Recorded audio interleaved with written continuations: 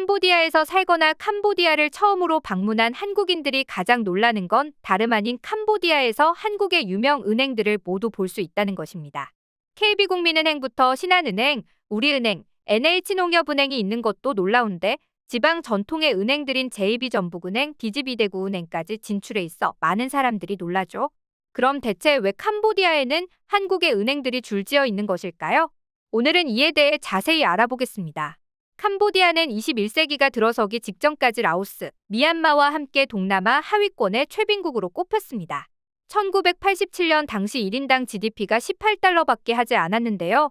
이 당시 세계 평균 1인당 GDP가 1000달러 정도였으니 이 수치가 얼마나 터무니없는지 아실 것 같습니다. 하지만 지금은 매년 7%라는 상당한 고속 성장을 유지하는 나라 중 하나인데요. 이를 가능하게 한 것은 바로 한국이었다고 합니다. 캄보디아의 경우에는 태국, 라오스, 베트남과 붙어 있고 바다 건너서는 말레이시아, 싱가포르와도 밀접해 있다 보니 동아시아의 물류 유충지 중 하나로 급부상 중이었습니다. 게다가 캄보디아가 외국계 기업과 외국인 투자자에 대한 제재를 적게 하다 보니 많은 해외 기업들은 캄보디아에 투자를 해야겠다 마음먹었는데요. 그 중에서 가장 많이 투자를 한 것이 바로 한국이었습니다. 근소한 차이로 중국이 2위였죠. 그 덕분에 캄보디아는 농업 위주의 국가에서 관광업, 의료업, 부동산 등 다양한 산업을 발전시킬 수 있었습니다. 그래서 캄보디아에는 결국 한국이 먹여 살린다는 말이 생겨났습니다. 그런데 이렇게 산업이 굉장히 빠른 속도로 발전하다 보니 캄보디아와 한국에게는 고민이 생겼다고 하는데요. 그건 바로 금융이었습니다. 그도 그럴 것이 캄보디아에서는 송금받은 돈을 찾으려면 무려 하루를 기다려야 했었다고 하는데요.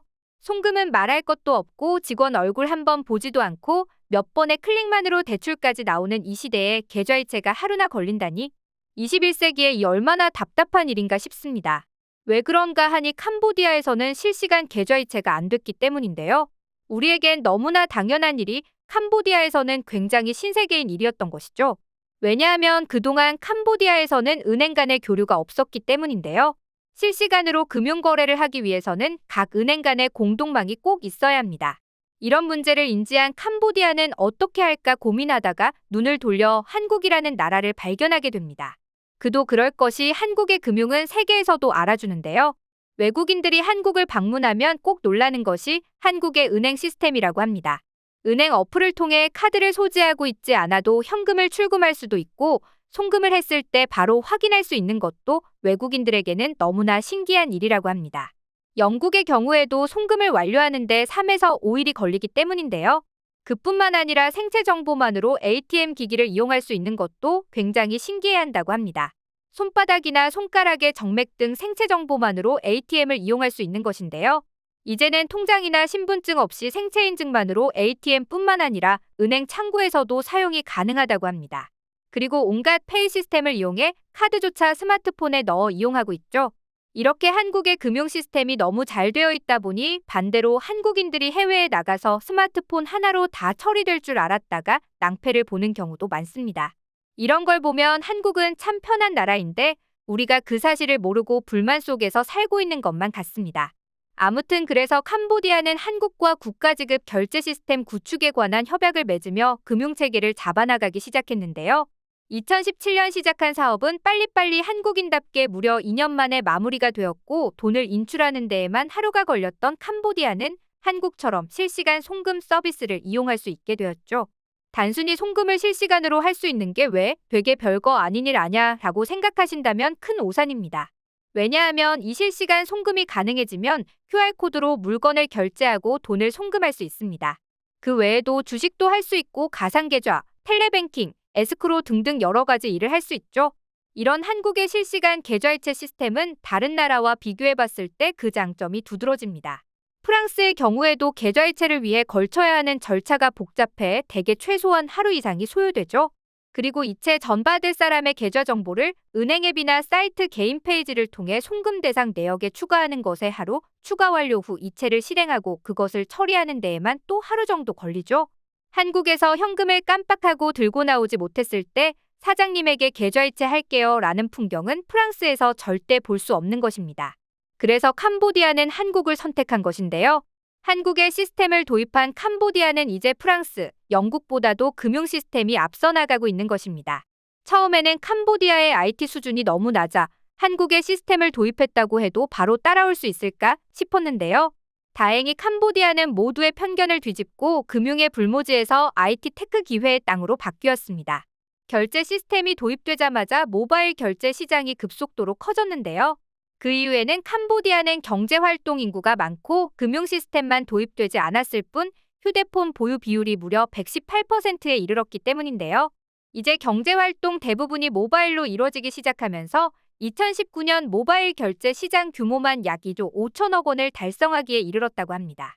그렇다 보니 오히려 핀테크의 확산 속도가 너무 빨라 만약 한국이 발전이 없다면 몇 년 후에는 캄보디아의 핀테크 수준이 한국을 넘어설 것이라는 추측도 나오고 있는 중이라고 하죠. 금융의 불모지라 불리던 캄보디아가 이렇게 변하다니 한국의 노하우가 전수된 결과가 정말 대단하지 않나요? 이제는 캄보디아의 한국의 은행들이 굉장히 많은데요. 209년 기준으로 캄보디아에는 약 40개의 상업은행, 약 15개의 특수은행, 약 80개의 MFI가 있는 것으로 나타났습니다.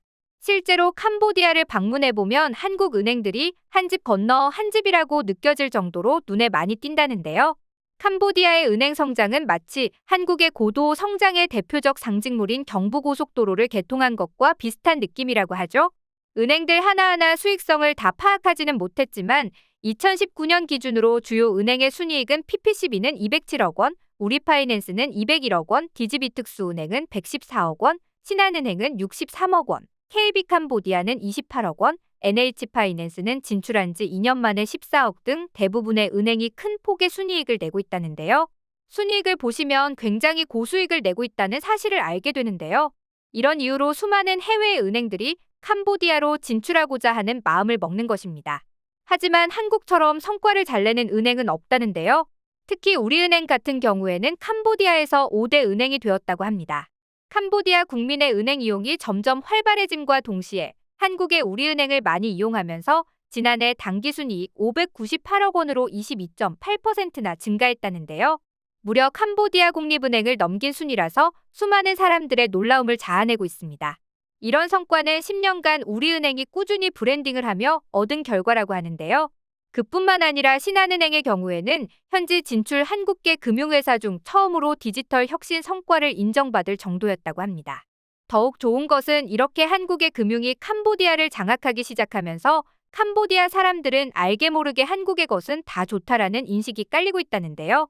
그 덕에 캄보디아에 있는 다른 분야의 기업들에게도 시너지 효과를 내며 긍정적인 흐름을 유지하고 있다고 합니다. 그 전까지 캄보디아라는 나라가 어딘 줄도 잘 몰랐지만 이번에 조사를 하며 제대로 알게 되었는데요. 앞으로도 캄보디아의 활약이 더욱 두드러졌으면 좋겠네요. 오늘은 한국의 은행 시스템에 대한 해외 반응과 캄보디아의 반응을 알아봤는데요. 앞으로도 한국의 노하우를 전수받은 캄보디아의 빠른 발전을 기원하며 오늘의 영상 마치겠습니다.